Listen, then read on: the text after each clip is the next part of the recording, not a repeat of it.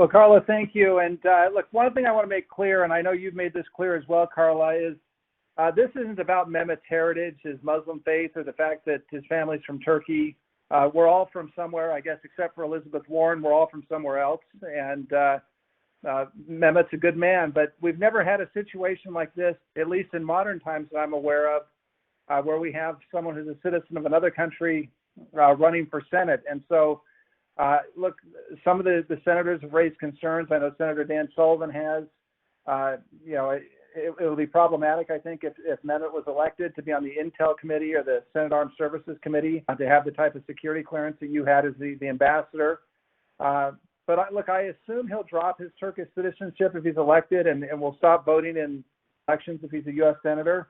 And look, I'm sure that we all do things in our lives that we wish we had a do-over. And I'm sure if Mehmet had the opportunity, he wouldn't have done his Turkish army service or voted recently in the Turkish presidential election, or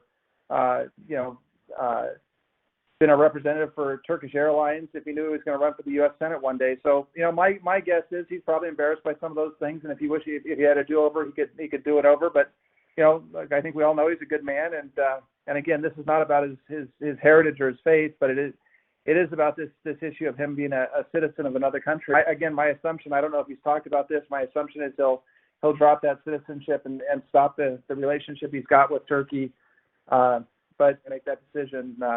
And again, I think if you asked him in an honest moment, he probably wishes he hadn't done some of the things he's done. But it's a tough one. I will say that it looks like from the pictures of him voting in the Turkish election, that they had better controls on their election than we had in many of our states. I mean, I've observed elections, Afghanistan and Ukraine and Georgia, the country of Georgia.